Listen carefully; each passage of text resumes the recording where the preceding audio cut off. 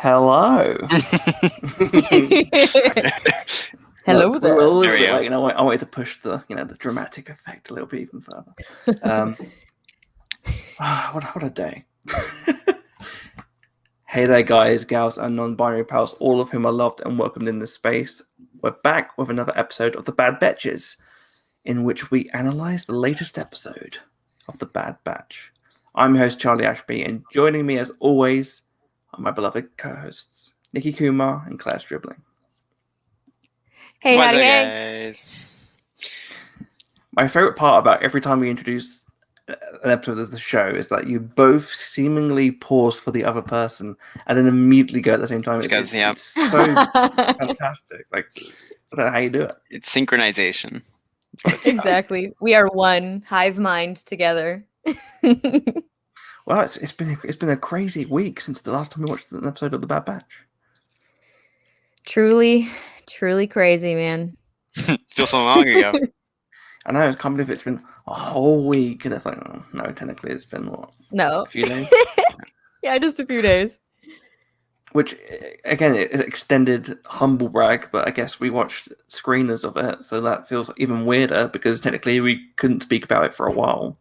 So, what a weird time that has been. Yeah, it's gonna be funny now because I didn't watch this one until like Saturday because I saw it. I'll watch it a bit later. So now I can finally get back on that hot, fresh off the press, dig in kind of thing. So yeah, it'll be fun for episode 3. Absolutely. So yeah, episode 2 kind of kickstarts off where we left off in episode 1. We escape Camino, thank God. And we're on the Bad Batches ship and we're flying through space, and we start off with one of the most cutest moments in Star Wars history, which is seeing Wrecker and Omega having a little cuddle. Yeah. Underappreciated combo. Underappreciated. Everyone's like Hunter and Omega. Come on. Nap buddies. I'm just saying. Play Get much time. better. Yeah, That playtime had to have been wild. Absolutely wild. That place was wrecked. Like, Wrecker lived up to his name just then, because that was a lot. But it was so sweet. It was just like big kid and little kid together having the best time ever. Little My Lula. heart. With bless him. Lula. Yeah, I just, as soon as the episode finished, my immediate thought was that we need to I know that reboot culture is bad and we shouldn't keep constantly regurgitating stories, but if they were going to remake Uncle Buck, I think Uncle Wrecker would be the best comedy movie out there. Oh my goodness. I was like, oh, we need someone to babysit the kids. Got to get Wrecker in. And he's like smashing droids left and right. So sweet. Bless his little heart. Well, so before we get started, I will say this out there for everyone. If you've got any questions for us, if you've got any questions about the episode in general, feel free to share them. Yeah. Just give that a few minutes so that they can breathe that in. Get all the energy, get all the questions in. Feel free to drop them in. Depending on the context of the questions, we might answer them at certain points. So if you said like, "Wow, I really love the end credits," we probably might leave that last. Probably might start off with that one. So yeah, it's there for you. I'll keep that for a little bit. But we also want to go through certain key points. We do it sort of chronologically, but we have like key sort of topic points we want to go through. And the first one we have for this week is new experiences and old friends. So, of course, we start off the episode with new experiences, especially for Omega, who, poor young girl has only been on Camino, which, as someone who lives in Britain, seems like I could deal with it because that's kind of what we have all the time. It's just constant rain and, weirdness. But for her, like, this is one of those classic. I think in our recap, I mentioned it was kind of like The Force Awakens, where Rey gets to see Takodana for the first time. She's never seen so much green in the galaxy before. So yeah, like, how cool was that? Yeah. It was so sweet. And like there's like the added pressure of like she's a little kid who has not ever been around children like herself. Like obviously she's working on Camino and there's a lot of, younger clones, but it doesn't seem like they really allow her to mingle with any of them. So not only does she get to like go out and see this beautiful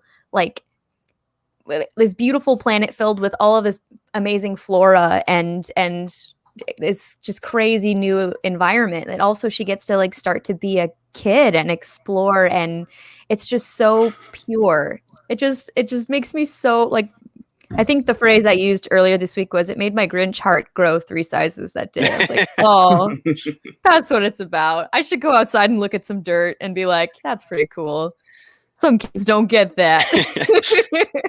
I just want to give a shout out. Oh, yeah, go ahead. You go first. Yeah, I just want to give a shout out to the animation department, because if you're gonna make Omega thrilled about dirt, that dirt better look good. and they animated those like tiny particles. Like, that was amazing animation. And again, just another example of how far this technology has come, and these stories, and because this is very much a throwback to something we saw when the animation didn't quite look as it does now.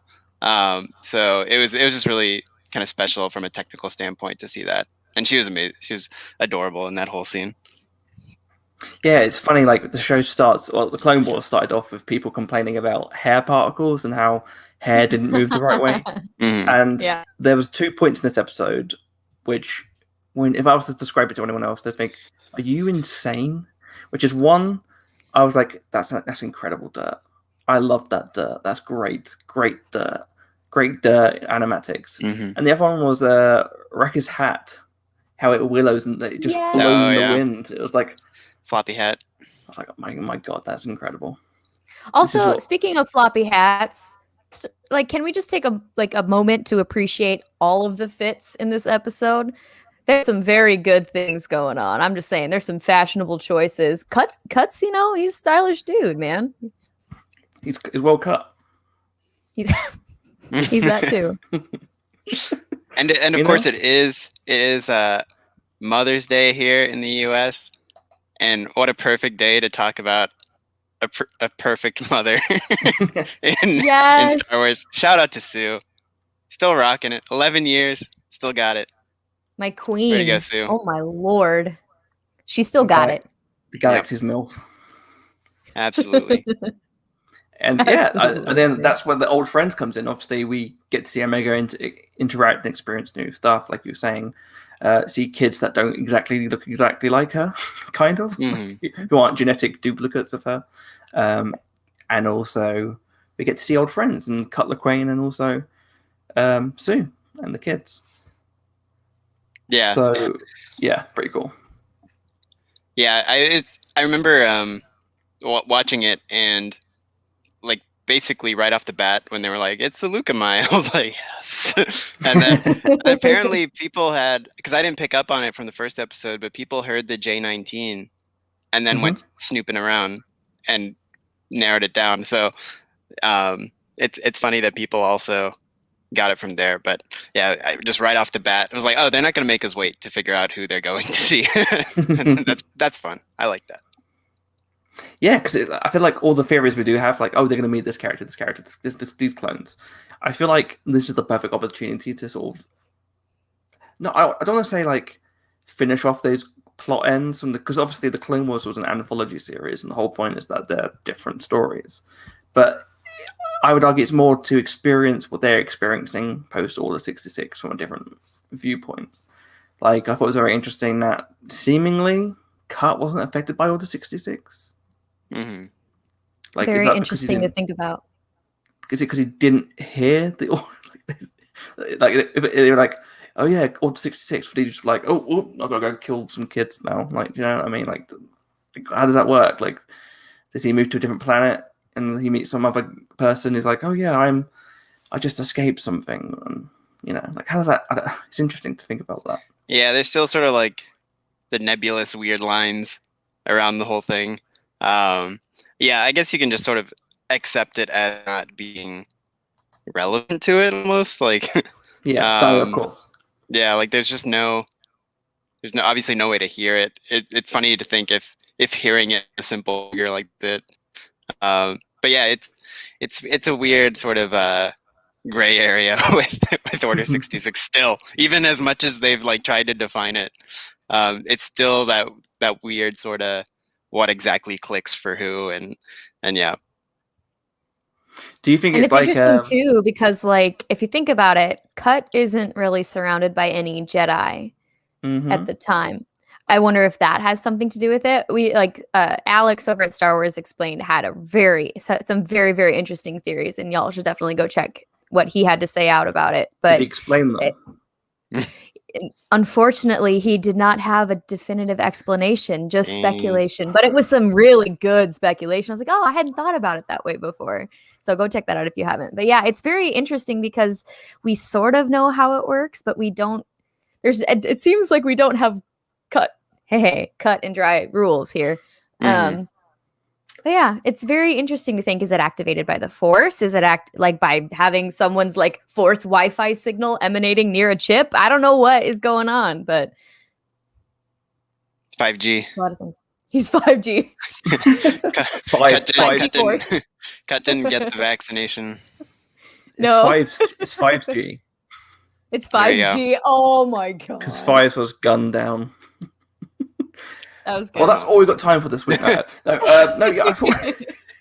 you think it's just like the scene in Misery where like Cut wakes up at nighttime, there's like lightning in the distance and it's like flashing, and you just see Rex over the bed because Rex visited the previous night, and like Rex has got like this big like removal device. He's like, shh, just need to do something. Oh my god! Just a little bit of brief surgery, you know.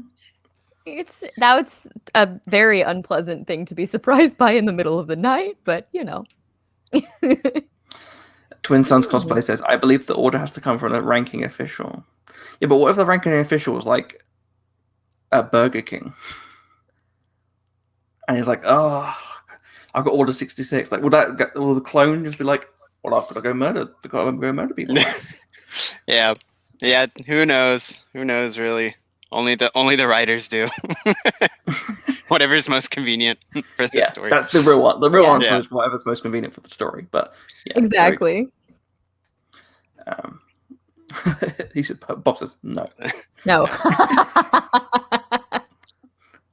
Well, you know, we don't know. We'll see. I mean, we've still got 14 more episodes left. Yeah. We might see a Burger King of Star Wars. So there you go. Oh, we can only hope. But yeah, really cool to see them. One of my favorite moments, and I think I texted Nikki this as soon as I was watching it, was I was like, wait a minute. So if you would explain the Bad Batch, you'd be like, oh yeah, well, it's not really continuing stories. It's like, you know. But then I was like, to Dave Filoni, 1, gave us the return of Cut Lawquane. 2, he has a sequence where we get to hear the original A New Hope, like Lars Homestead sound effects when they're all in the kitchen. I was like, I love it. Like I just brought back memories of watching Aunt Beru put those cabbage leaves in that big pot. Sweet memories. That's all I remember. Good old pre-charred husk days. Those were good times. The best. Truly. So yeah, it was really cool to see obviously like these old characters return, but viewing for a new lens, and sort of I think we said this last time, like the characters that are reintroduced or re-brought back aren't there just for fun. They're there to do something storytelling wise. If it's for Kanan, it's to show Order 66, obviously for the Bad Batch, and also because it's, you know, like they have a relationship with young Caleb, it shows. And so I guess it hits a bit harder when you see a young child react that way. In this episode, I thought it was really interesting about having Cut there, because the whole episode's about like parenting, and it's like similar to the Mandalorian episode, like, can I raise this child? My life is dangerous. Is it risky bringing the child up with us? And then you just have to realize that no, it's the safest place is obviously with us. And moving forward, which brings us to our, you know, next segment, which is obviously Cut wants to get off planet because the Empire is locking things down and it's not very safe for his own children. Which comes into Code Chains and Fascist origins. So Code Chains first appeared in The Mandalorian. Were you guys surprised to see it reappear here? Never surprised anymore with Dave Filoni. And even though he's not like full on credited for this episode, it's just clear, like, this is what they do. They start something and then they retroactively tie it in again. So yeah, no, it was just really cool, and just goes to illuminate that side of the world. And I think it's also funny how this was like, they used this episode to do that, because I think it was also it was in The Deserter when Cut is like, oh, you guys are using names now? What happened to the numbers? And it's like, I thought the numbers would be more efficient. That's what they like over there. So it's kind of funny that this has always been sort of a theme for even just Cut. So to have him in now 2 series sort of illustrate this point, which is very much a wider theme of the Bad Batch, which is like this loss of identity and the loss of individuality and blah blah blah, all of that.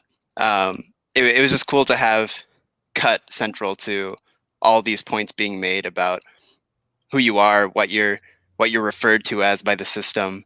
I just thought it was really cool. And then of course the Mandalorian connection is even better. And it made perfect sense. Surprise isn't the word that I would have used to describe my reaction to it, but it was more of a yep, that makes sense. Because later they use these chain codes to track people. What a perfectly evil way to be able to hunt people down later, and by using these chain codes. It's very, very, very interesting, and it makes sense that slap the space social security numbers on them right away so that we can organize them and keep track of where they are and how they travel and all of these, and to what places they travel. And it's interesting.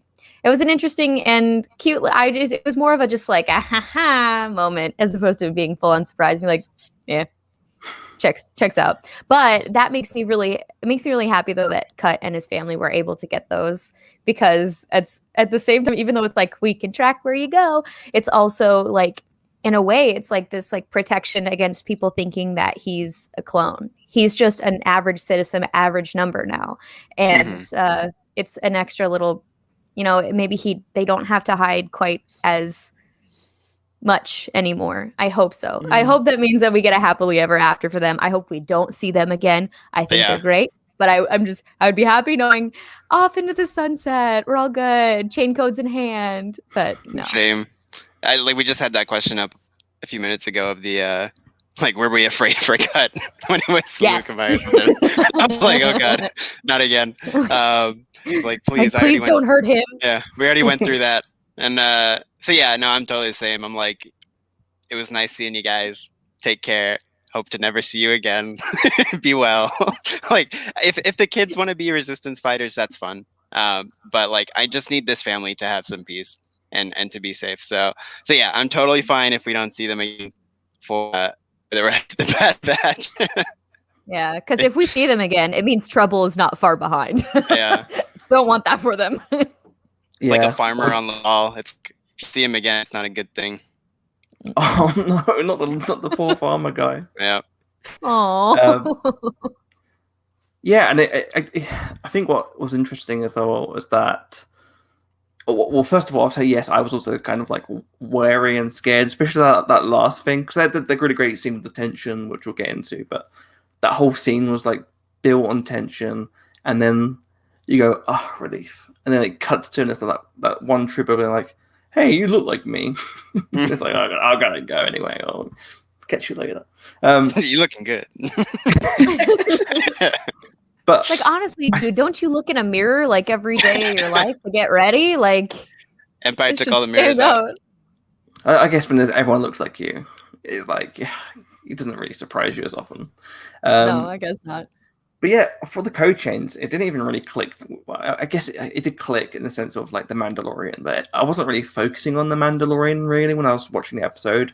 My immediate thought was just real world stuff, and obviously the fact that this is the rise of the Empire. This is them being openly fascist now. It's not them like pretending it isn't fascism. You replace code chain with identification papers, and that's what the Nazis did. Especially and I think it's really interesting in terms of like Seleucami, and I think Hunter brings it up, the idea that the clones went to this planet to help free them or defend against the separatists, and they're staying there. They're not gonna just pack up and leave. They've put their boots down. They've got all operatives there, set up stations. They're not going to be leaving. It's now part of the Empire. And that's horrifying. And that's especially what happened in the countries that were occupied by the Nazis and during World War II, is that those people were the ones who had to have the identification, the identification papers. And it's scary. And hopefully it will sort of teach people to maybe explore real life stories and real life elements of what happened in real life history, because that's what's kind of horrible. And you're like, oh, this wouldn't happen. It's like, well, it does, and it did. It did, and it does. So yeah, I'm really glad they sort of delved into that. Also, the big hologram that appears was Vice Admiral Rampart, who is the action figure, I think, the generic white Imperial action figure. So it was like, oh, cool. Like I saw in the credits, I was like, oh, that's pretty cool, like to see. Let me just complain really quick.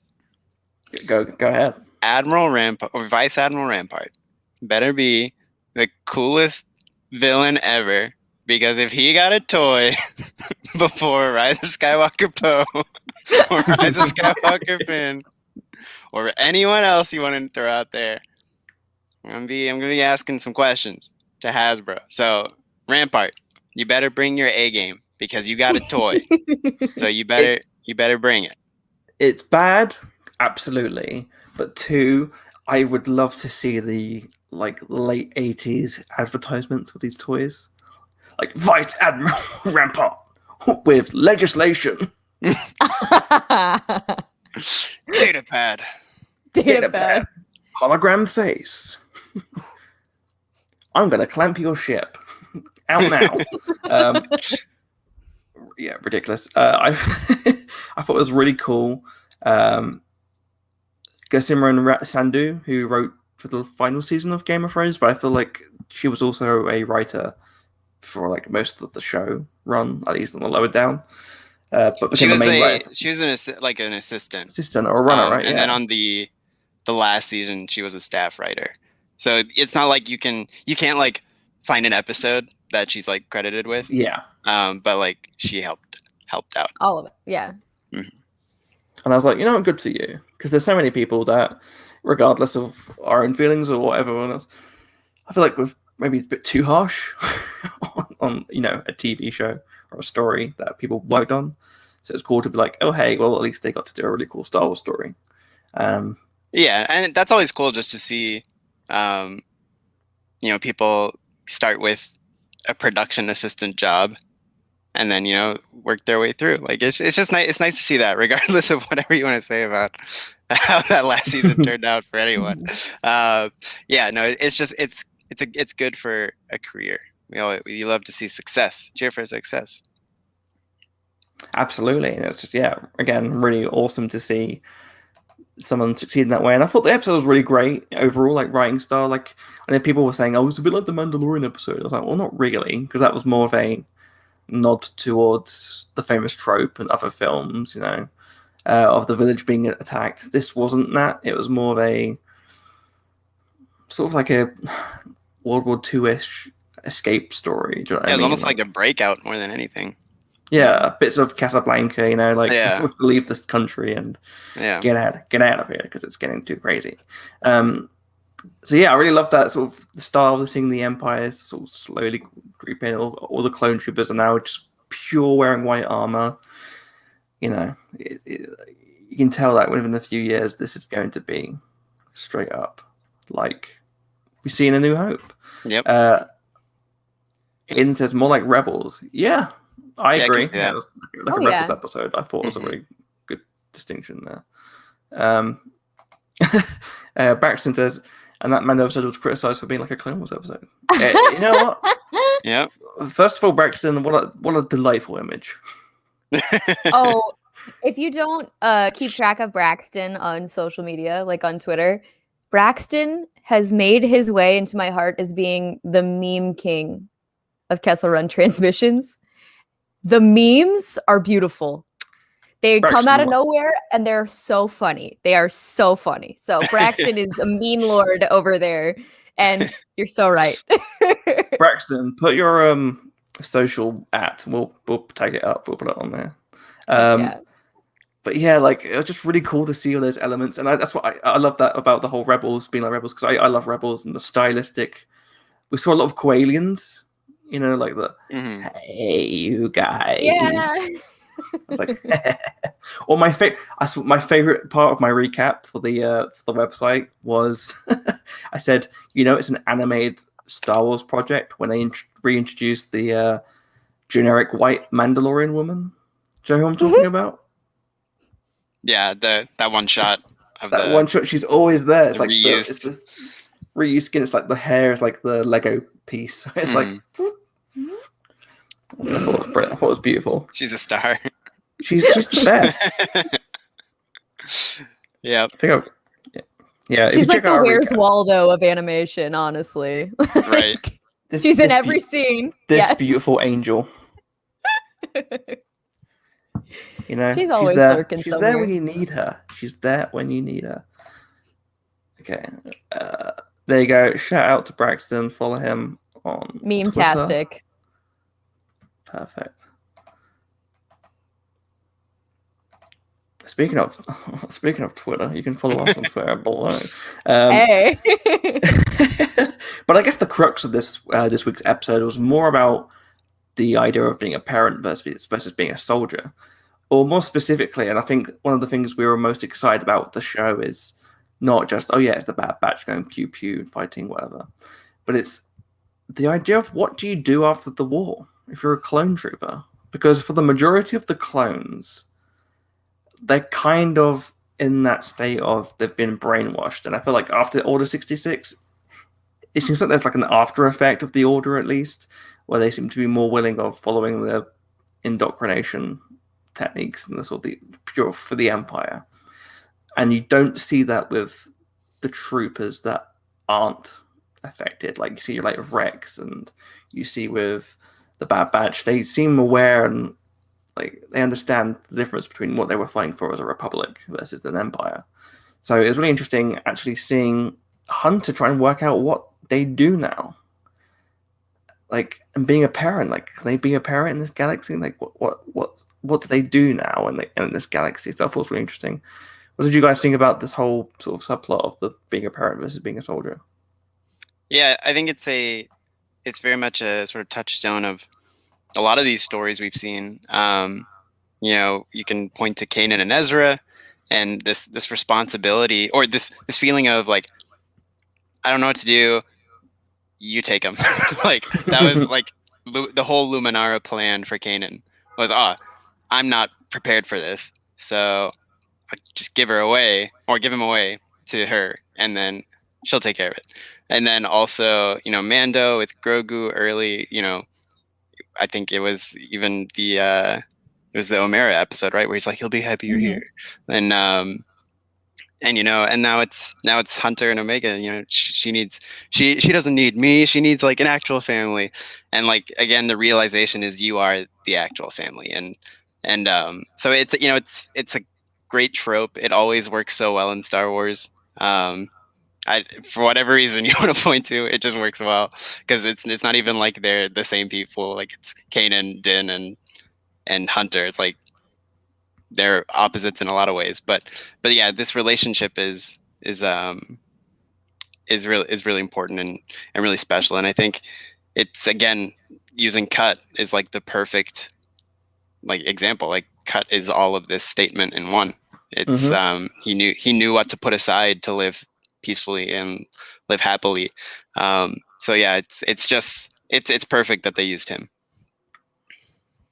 Yeah, it's like one of those things that I have thought about a lot is the transition from the clones and the clone army to the stormtrooper recruitment army. And we saw the beginning of this last episode with Tarkin, and now we're seeing, well, not the beginning of phasing stuff out, really, but we're right on the cusp of that happening. But they've left early. And so what I have been thinking about a lot with this episode is that the Bad Batch has a choice. They now have a choice on what they can do with their lives. They now have a choice on how that transition goes, because I'm going to be honest with you, I don't feel entirely comfortable with what's going to happen to the rest of the clones that are still stuck in the service of the Empire. I'm a bit worried about what's going on there and how we're going to be able to, I didn't want to use that phrase, but there's it just, I don't think happy stories are to come when it comes to phasing clone troopers out and putting recruited troopers in. I'm scared. Anyway, so yeah, I just think that when you've created all of these beings who are designed for this one purpose, which is to be a soldier, and then they lose that purpose or that purpose is taken away from them, what are they going to do with these people? And I am scared, quite scared. But the Bad Batch now has an opportunity to like choose right now. They have an opportunity to choose and potentially have an opportunity to save their brothers, hopefully. I'm less nervous about this, and I don't think we will see a clone extermination in the terms of like, well, we don't need the clones anymore, let's kill them all. Like, I think it's going to be more so, I think, Aiden says, I'll bring it up briefly, do we think we'll see a clone rebellion? Yeah, I don't know if you remember the original Battlefront 2 game, but there was a really great mission where the stormtroopers are brought in, and some of the stormtroopers are clones, some of them are recruits, and they're brought in because on Camino, the Kaminoans have cloned Jango duplicates, ordering to fight the Empire. And we've seen how they're, being really anxious so far. So I think it'd be really cool if we actually do like a clone troopers versus the Empire. I would love that. That'd be really awesome. Unfortunately, we know who wins. Yeah, that's the thing, is we know who wins, and it might end in Bob's comment, and I don't like that idea at all. That's the difference. Like, those troopers might be killed, but I feel like, will we see extermination? No, because I'm pretty sure that in Rebels, when they bring up some of the files for like Wolf, Rex, and Gregor, it's suggested that there is a retirement system. Yeah, it's not a word I expected to use, but I was gonna say, I think it's more graceful, than extermination, because what we see from like Wolf and them and the relationship, even though Wolf is paranoid, but the relationship he kept with the Empire, in that he could like just call him up. I think it has to do more with like, you've served your purpose, go, be well, bye, see ya. I think they just sort of kick them out, and I think that also feeds the character and the loss of purpose and identity, because there's no, like, you say retirement, but it's like there's no retirement plan. It's just not out. It's not just retirement, it's displacement. It's becoming a homeless pack of clones just all over. You're not our you problem. Took my home, you took my job, you took my everything. What do I do now? I just had to figure that out. Too political, but that's kind of what happens in real life. Kind of. To veterans. I mean, kind of, or absolutely happens. No, for sure. It's a huge issue. Yeah, so it's interesting to see that they delve into that. Especially, obviously, like you were saying, Nicky, about like these clones, especially like Wolf and that, even though they had their chips removed, I would imagine that it was probably after they did these horrendous acts. So there's probably still like some leftover bits of, brainwashing before obviously they deal with the rebels, and then the guilt, especially when you have it removed, right? So it's and again, it's like this. It wouldn't be the first time where something's been lightly established and then is changed. So like again, anything could happen. You could very much have a violent resolution, but I think based on at least Rebels, I feel like it's gonna be something they just try to slip out the back door.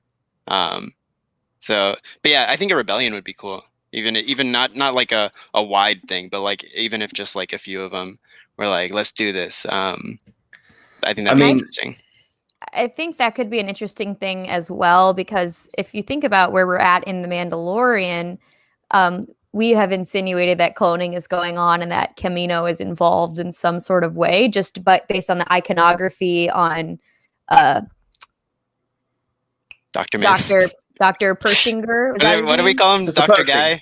Yeah, Dr. Guy. And, on Dr. Guy. Yeah.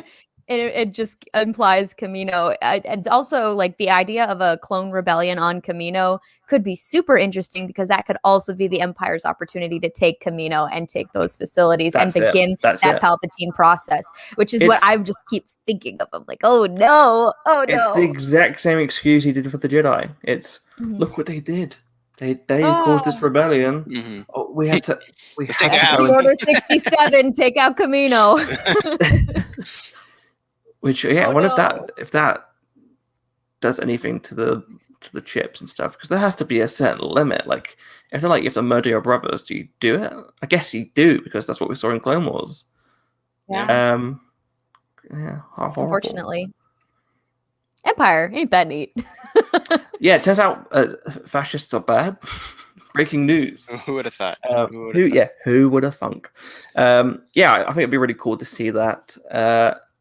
In terms of like the children element, like Madlamo says, I like it, but it's like the third time Filoni has recycled the pot, I guess. And I've been seeing this a lot about like Filoni, praising Filoni, saying he's the worst person in the world. I think it's important to remember that he's not doing everything.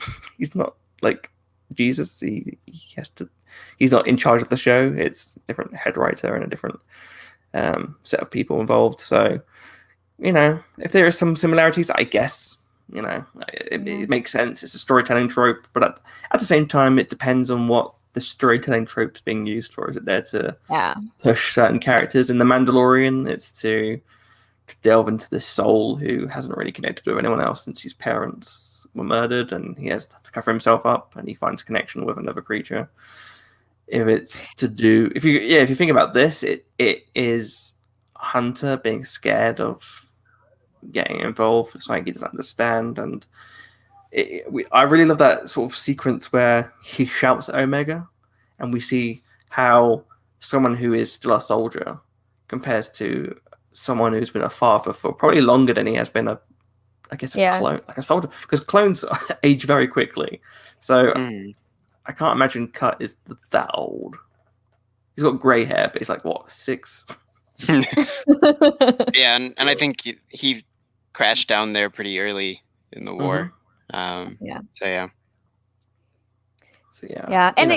think that's also like another point to be made on like the Filoni comment, is that that's also kind of the nature of Star Wars. We have 3 different trilogies of a young person discovering their abilities, blowing up big machines, and it's don't make us say it. Poetry. There we go. But yeah, it's very much like very similar plots kind of repeated, these universal themes of found family, these universal themes of discovering your destiny. And, it's, I'm not too bothered by it. I'm not too bothered, because if they did it in a way that was different enough for me in this episode, and that there were different end goals of this episode. And specifically, it did teach Omega to be a kid, which is something we didn't see so much with Grogu. A little bit, because he was being gawked at by children. And he was like, oh, cool, and eating frogs and stuff. But no, I just think that it's just a bit of a different dynamic for me. And an important character development step for a lot of them. So I don't mind if it develops the characters. I'm cool with it. Sure. Exactly, and that's what is most important at the end of the day. We want to know what these characters are like, and that's where we get those ideas from. We also have a scene earlier on in the episode where they're talking about what is Omega's mutation, like, or sort of discussing what that could be. And I believe it's the Kaminoans don't create without a purpose. reason. Yeah. So, what do we think that is? Because obviously we got Braxton here saying, what do you think about the theory that Omega's mutation is mimicking? Wait, I love that. Oh. Mimicking all of the motions Hunter did in the first. I'm like, oh, wait a minute. Oh, yeah. He's so cute. I never even connected those two, like, obvious things. Yeah. I guess maybe. Like, that's interesting. My immediate thought is, did you guys ever watch the show Heroes? No. Oh, I didn't. Okay, so the main character in that, his ability is that he can like sort of copy powers, but he also it was all to do connected with empathy. Like it was all empathetic. That's how he had like great understanding of empathy and stuff. So that's kind of what I'm hoping we get with Omega. Is like she's got a good empathetic connection to people, and also she might be able to like mimic abilities like maybe not strength and stuff, but a good instinct for shooting and watching other people do those tricks and stuff. She saw like how Tech was doing some of the technological stuff today, and I thought that was really cool as well. So maybe that's it. I don't think she's force sensitive. I know that's the big theory of the day. I feel like it's too early on. If there was going to be a clone rebellion and then the Empire took over, I feel like that's when the work would begin on purely nefarious reasons and shenanigans. Yeah. Not to be like that guy, but we've had a few force sensitive people and stuff. And I feel like if you're gonna have like another child character, maybe don't have force powers. But then again, even if she does, we're gonna love it. So yeah, that's it. It's like, and also like, I wouldn't be surprised if they did because it's poetry. It rhymes. It's been rhyming. It's going to continue to rhyme. What I think is going on with Omega is I am kind of down with the force sensitive thing. Do I think that it was done on purpose? No. I think the Kaminoans made an oopsie in their altered clone and then they realized, oh, wait a minute, this kid has something. We can't tell Palpatine about this. We can't tell them about this. This was a big old oopsie and we need to figure out how we made this oopsie. And I think that eventually Tarkin will figure out the oopsie and be like, we got to hunt down the oopsie. I've been saying oopsie a lot, but you know what I mean. So yeah, the Kaminoans don't create without an oopsie. They don't create, but sometimes there could be an oopsie. That's how we get 99. And he was an oopsie, but he was a great oopsie. Oh, thank you for bringing up 99 because I want to show you this picture I made. I love 99. Oh. Look at his little rocking hair. Look at that. Look gorgeous. Oh. Sweet boy. With a sweet diadem. The Kaminoans are like, I knew we shouldn't have taken Sifo Dyas's hair from his pillow when he stayed here. I knew that was gonna get lost in the genetic material. And now we have the oopsie. They hoovered Obi-Wan's seat. Yeah. Like, damn it, the cleaning crew didn't do a good enough job. Wouldn't it be amazing though, like the Bad Batch got into the badge. The Bad Batch find this like hidden vault. The doors open up and it's like bodies like looking down and the lights come on and then they all start looking up and all you hear is like a reverberating echo going, hello there, hello there, hello there, hello there, hello there. Oh no. My goodness. Wouldn't that be great? And that's like maybe that's what the Obi-Wan Kenobi series is all about. 1,000,000 Obi clones. It's just Commander Cody in like the sort of similar armor as Crosshair, like having to murder all these different Kenobis in different ways. Oh no! It's like the bunny suicides, but with Obi-Wan Kenobi clones. Oh my god! It's like this Obi-Wan stuck a fork in a plug switch. Happy tree friends for the win, man. Those were the days. And the final thing we're going to be talking about today is family. Because there was a lot of family in this episode, whether that's the clones themselves, like reaching out to friends of old, or just family in general. We are family. That's where I'll stop. It's what Star Wars is about. Family. Bear with me 1 second. Here we go. We got a question. What will Omega learn about next? $5 carry-out pizza at Little Caesars. Oh man. She thought dirt was good. She's got no idea. She's gonna be like, oh my God. Just walk out with it. What? So yeah, no, it's gonna be special for her. Real special. Oh my God, pizza. Can you do it? Everyone's gonna do their Omega impression. Who wants to go first? Oh no. Say that for later. The after show. Well, the after show is just all in New Zealand accent. Yeah. That's beautiful. What do Omega learn about next? I don't know. I guess maybe they explore a bit more into what her. Because I don't know if do you think she knows what her core creation was? Because she seems very attached to obviously the Kaminoans. Mm-hmm. She looks at the bees and stuff, and she misses home. Really interesting. Interesting. And I was really interested actually last week because people were very defensive of. Or like not defensive, but were like sort of doing a 180 on the Kaminoans, and we're like, do you know what?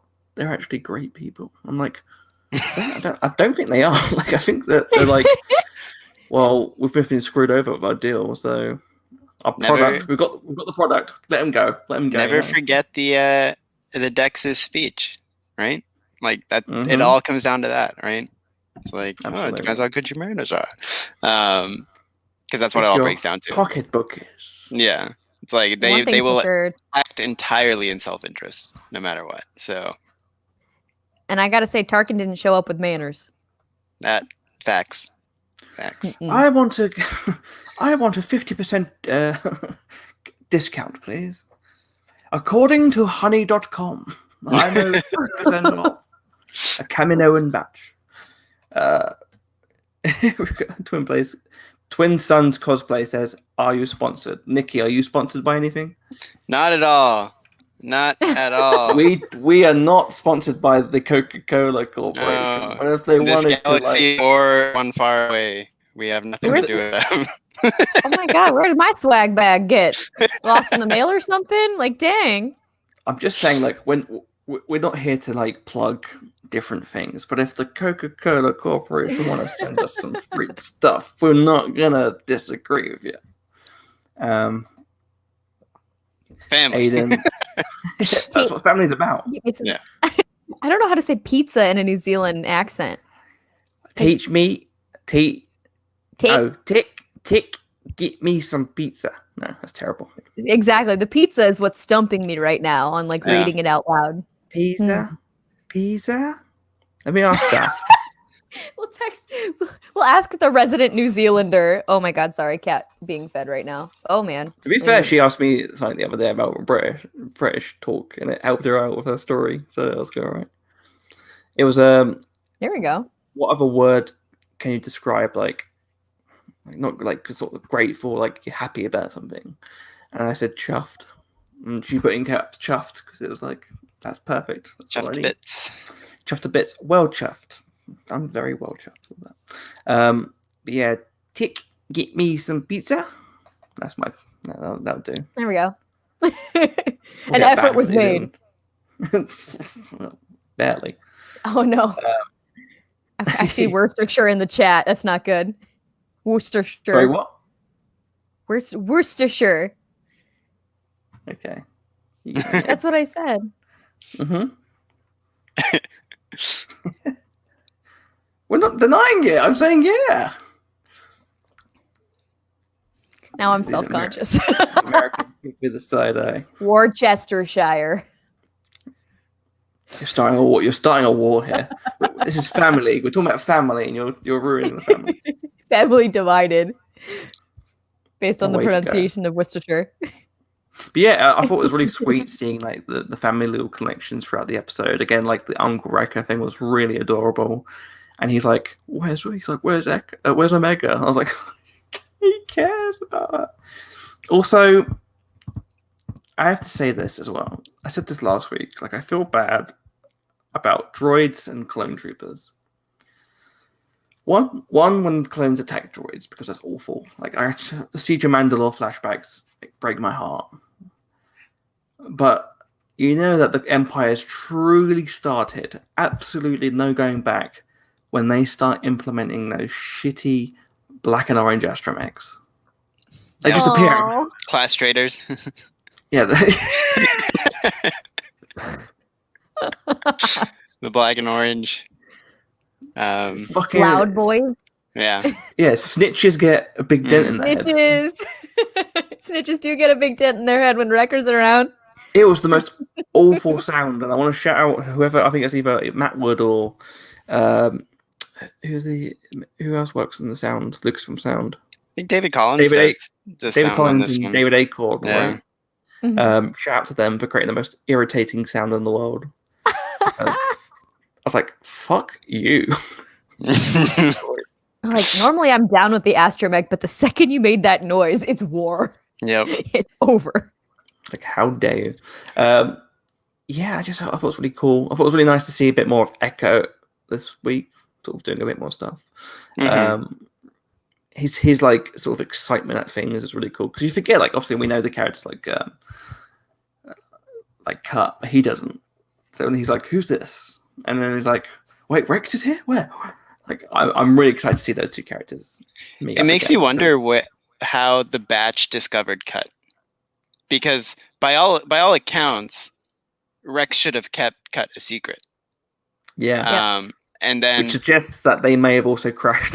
Yeah. Planet. Like that's a cool story to think about, like how they came across him, because I don't think they're like pen pals sharing information about that.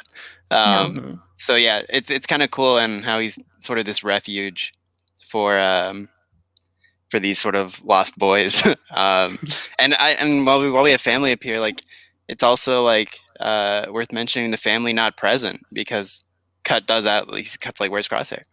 And it's like, oh, that's complicated. That really hurt. Yeah, which is also the scene we get sort of, or the Batch gets the confirmation on the chips. So that was, except for Tech, who's like, "I thought it was obvious." Like, yeah, to you maybe, but you're a genius. Come on, share with the rest of us dummies. Come on now.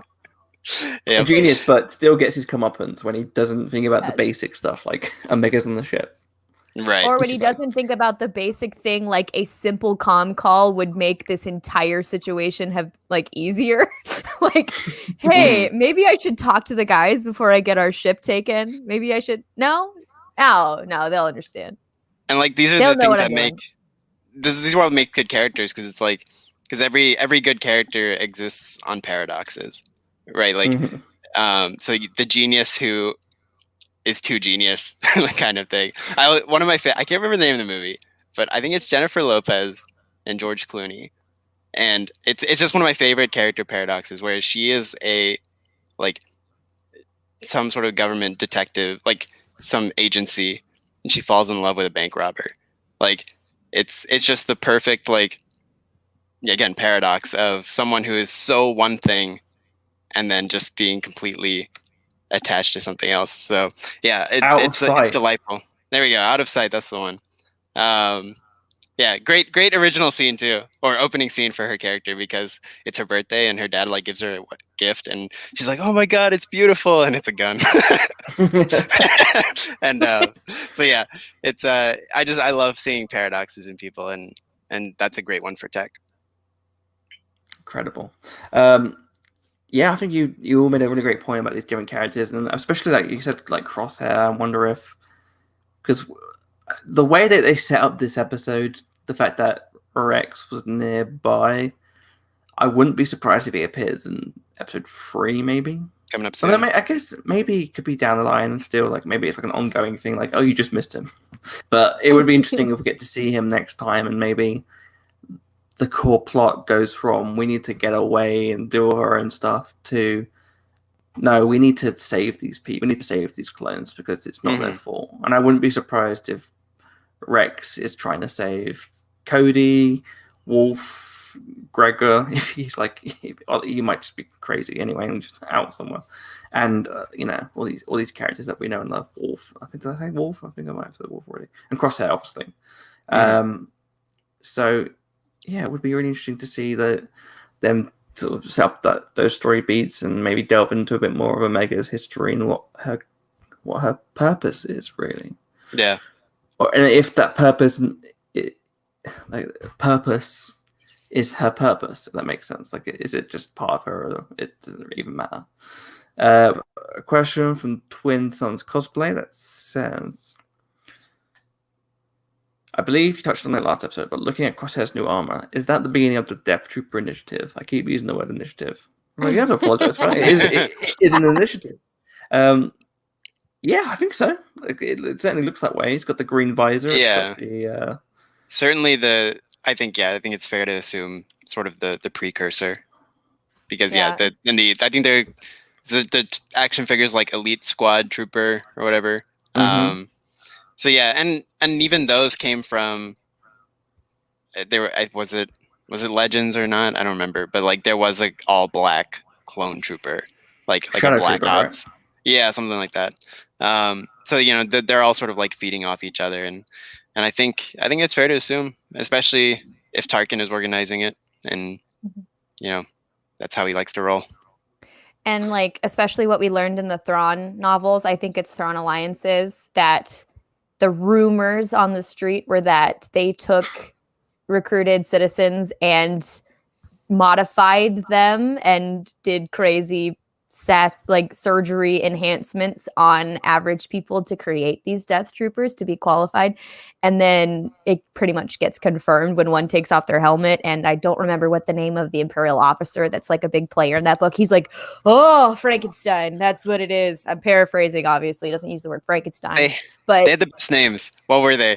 Was one like oh Waffle my God, or something?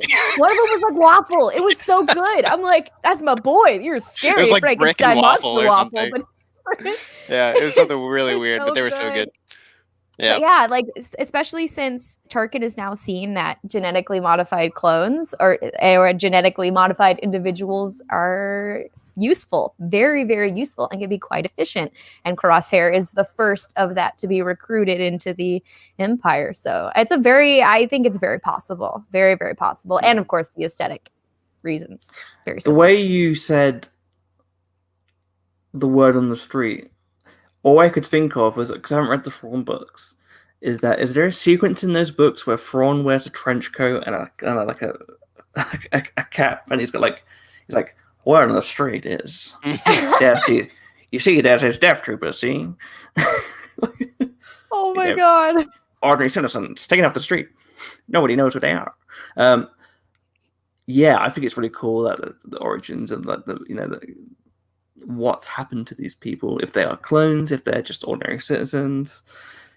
I think we'll know if at some point Crosshair goes from "you should have killed the kid" to that would be dead giveaway. Yeah, he's talking gibberish, sir. Like, we can't solve that one, I'm afraid. That's my biggest. I think that's probably my only dislike about Rebels, is that they gave the Death Trooper a voice.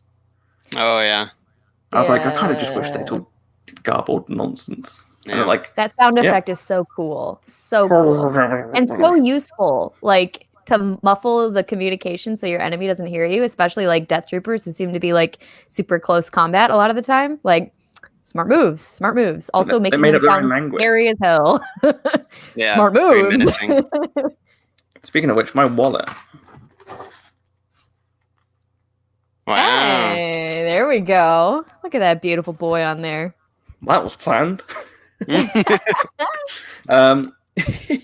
so it's really cool to see that ending point where we get to see finally, I guess, Hunter and Omega both understand each other and both realize that, they're on the same page. They both got new learning to do. She knows she has to learn how to be an ordinary citizen in a way, and he's got to learn to be less of a soldier and more of a parent. So, cuts us. That brings us to our final thing, which is obviously the overall thoughts and scores. Claire, you went first last time, so Nicky, why don't you go first this time? Sounds good. Yeah, just another great episode. I don't have much to docket any points for. I guess it's always sort of a tough challenge to have sort of had to follow up the 70-minute big blockbuster opening.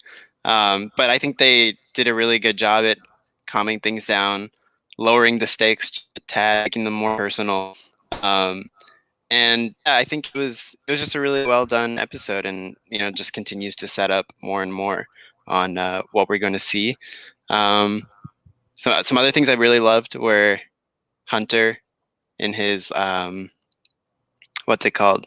His like civilian clothing, like civilian hunter man, and he had epic dad energy when he came back to like fight, and he was he wasn't armored or anything, but he's just like whooping soldiers and like popping them, using their guns on him, and then when the one grabs Omega, he was like, "That's my kid, son.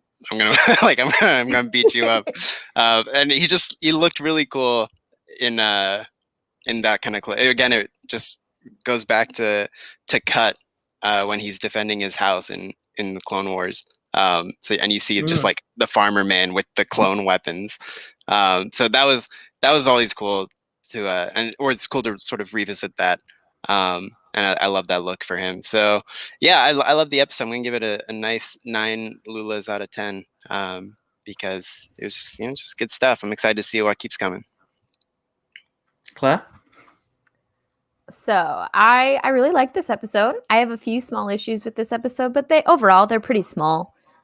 Mostly they boil down to most of the conflict can be avoided. There's like a lot of ways to get around the conflict that happened. Like it just seems like some things were a little out of place for me in that way, just like, simple conversations. Also, I feel like there were a lot of things that were repeated in this, like using Wookiee oomph to finally get the breaks off of there. It's just a lot of things that I feel, it's been done before, and it is really, really, really, really hard to follow up like a perfect 75-minute series premiere. It had a tough act to follow, and that's not its fault. But because it didn't quite engage me as much as the first one, the more that I've talked about it this week, the more it's grown on me, I'll admit. So I'm going to give it an 8. That's not that bad. Yeah, I was a 7 earlier in the week, but the more I think about it, the more things I like about it. So it was 7 for me. Awesome. Or 8 for me. It was a 7 for me, but now for about it's a 7. 7, 8, 7, 7, 8. Yay.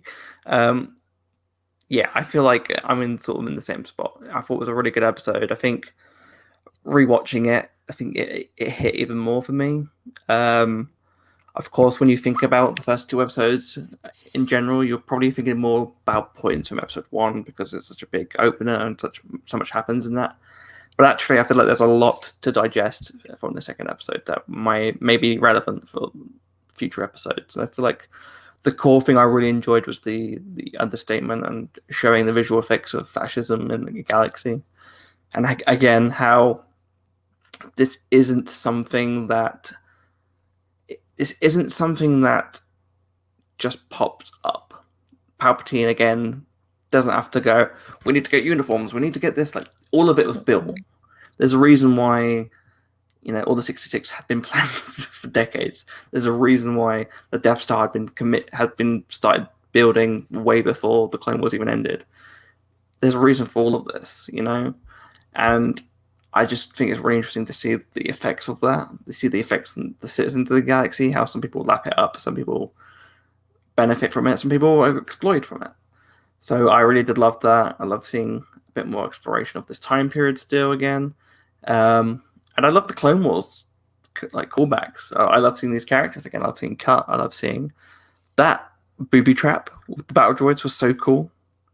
Oh yeah. Like, I want that in real life. I want a battle droid scarecrow. When people go, oh, I don't want to deal with you. Like, just have a battle droid appear up and threaten to blast them. It's fine.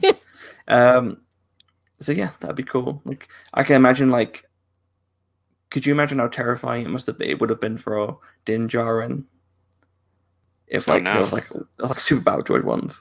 He's like, no, Poor baby. my family.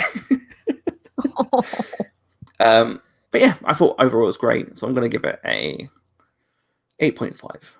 There we go. There you go. So in the middle of you both. So we've all got a conclusive score. Again, another great episode. I thought a really, really interesting way to, if people weren't, I guess, hooked after that first episode, I think it was a nice way to keep them hooked and excited for what's to come soon.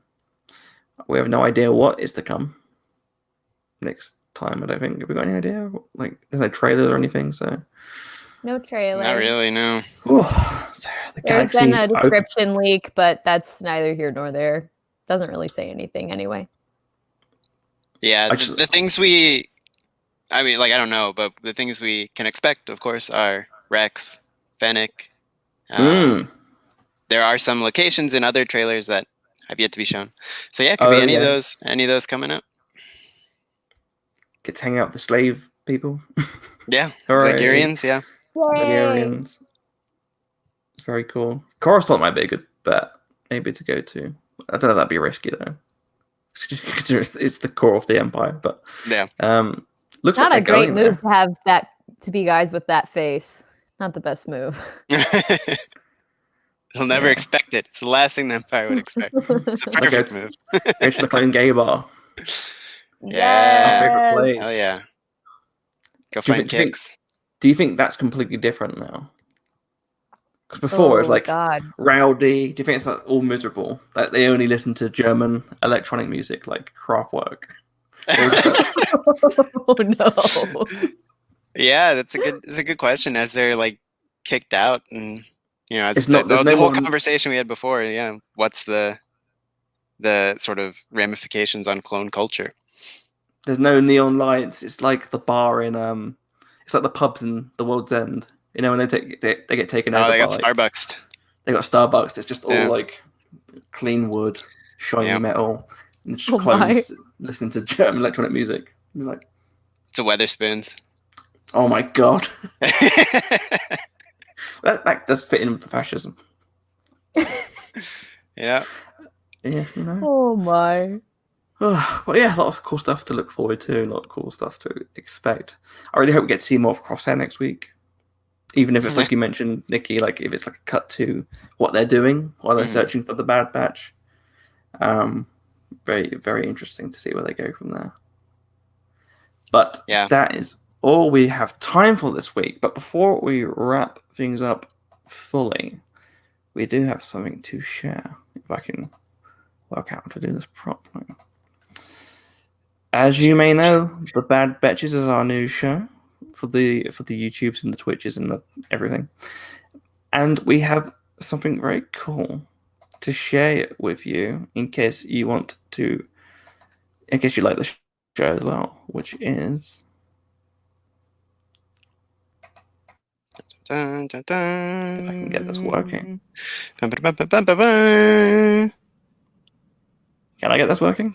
The anticipation is killing us, darling. This is the tension from the episode. Where's Omega? With those chain codes. Wow. Where is it? It's not showing. Hey, there's a blank. Our faces are gone.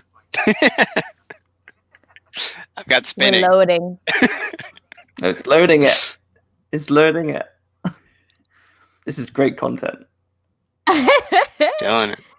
If it wasn't if that anticipation wasn't killing you before, it sure as hell is now. Yeah. So that's Star Wars, huh? Yeah. Cool. Love Camino. Super clean. Charlie broke the internet. Yeah, I did. Let's see the world burn. There we go. That's the one. Is it coming up? Oh yeah, I see it. Yeah, we see it. There it is. You can join Clone Force 69, the Bad Betches.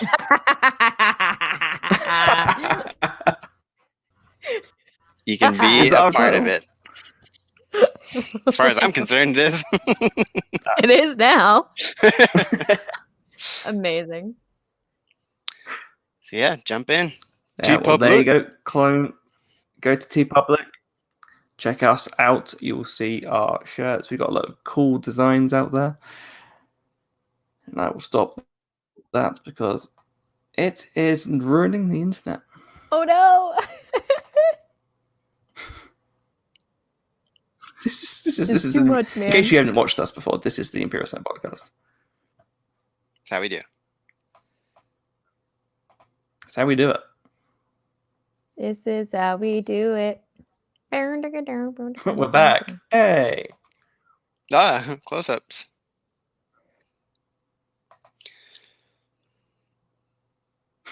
This is not going well. What's going on? You know, this is what happens when you get adventurous with StreamYard. There we go. All right. We're back.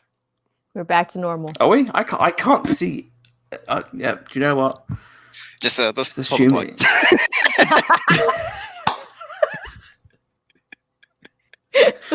plug. Mercy kill this episode. It's like, I'm trying. Oh my god. I think we thought we were Clone Force 99, but we're actually just 99. We're like, please kill us. He was at least effective at his. Yeah.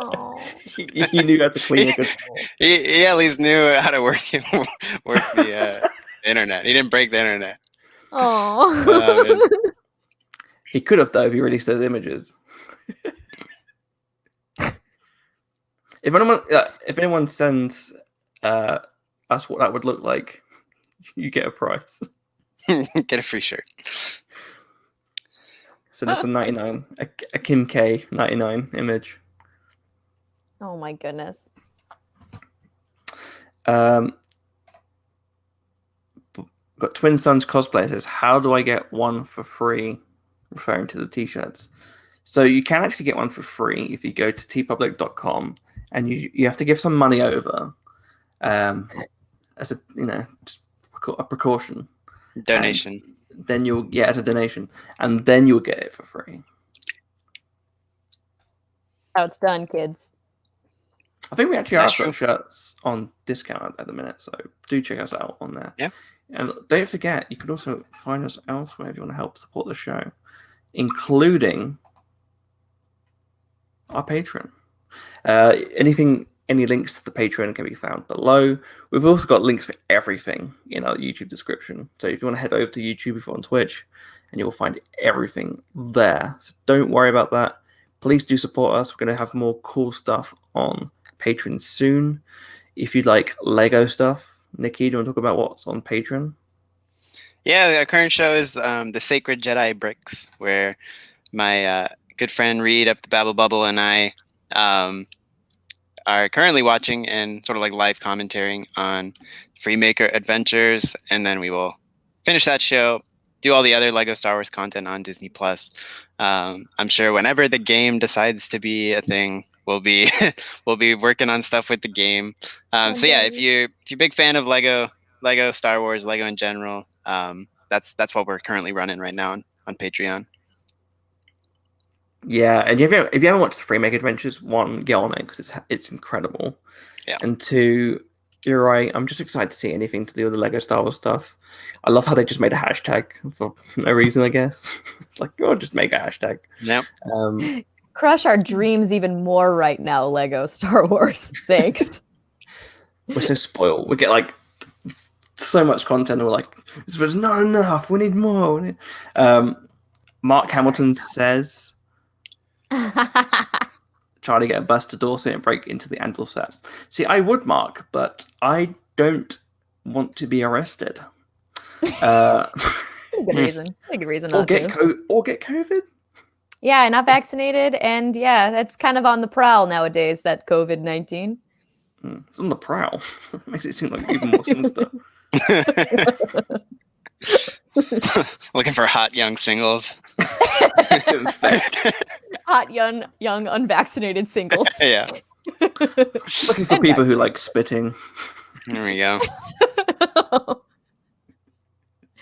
Oh dear. People who like it moist, Charlie, you are danger if you go out. Be careful, man. Ladies. What a way to end the episode. Yeah, that'll work. Yeah. And if it doesn't, Coca-Cola, please support the show. Yes. So that's all we got time for this week. We'll be back next Sunday with another episode of the Bad Betches. But before we wrap up, don't forget you can follow me on Twitter at C. Wait, where do we do this? I can't point properly. CMWASHBY. You can know all the links to everything to do with me. You can find on my link tree, which is on my Twitter bio.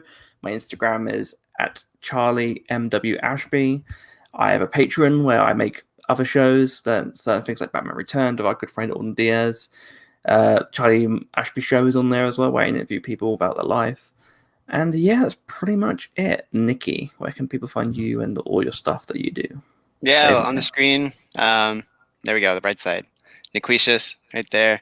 That's my Twitter handle. And you can check out my other show, another commentary show, One and Done Film Club, at the letter N Done Show. We got some the last few episodes of season 1 coming up later this month. So looking forward to that. Just come check us out. Claire. Heck yeah. And you can follow me on Twitter and Instagram at, there we go, C-Stribs. You can catch me as well on Kessel Run Transmissions. And that is about it. Right? Yeah. Are you sure? Have you got other stuff? I don't know. I'm launching a new show that will be on the Kessel Run Transmissions YouTube channel. It's called Night Sisters Night In.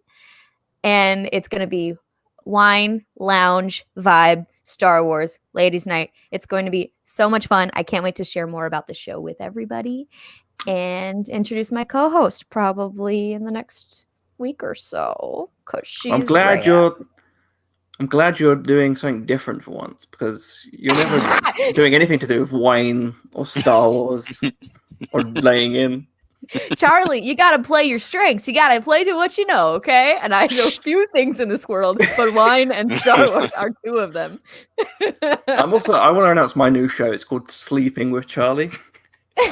Oh, I was going to say that could be two very different things there, Charlie. You're right. I probably should have thought about that before I said that. You got workshop that name. If you're interested in that show's also available on my Patreon. Yeah. Also, now you know where to reach him. He got his Twitter handle. There you go. But yeah, that's all we got. I think pretty much showing off all stuff. Nicky, with One and Done, it's a seasonal show, right? Yeah, sort of. So we don't really know the particulars yet, but we got like 10 episodes for a season. And then we'll probably have some like postseason, preseason discussions as well. But yeah, we got the rest of this one. We have season 2 lined up already, and with what we're going to talk about. And I think personally, it's even better. So plenty of fun stuff.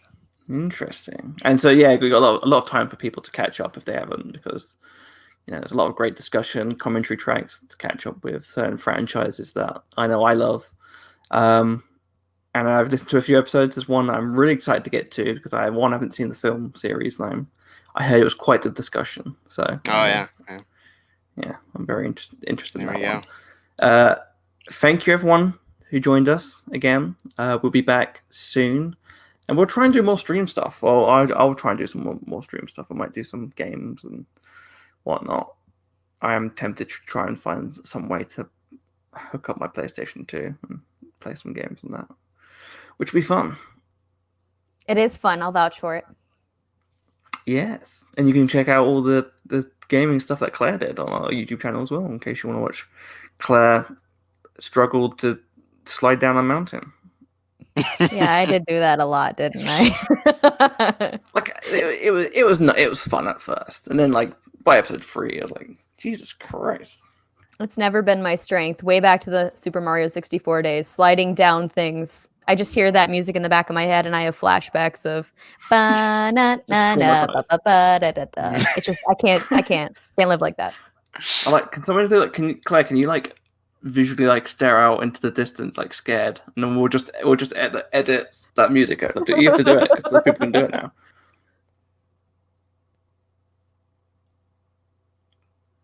Perfect. That'll do. There we go.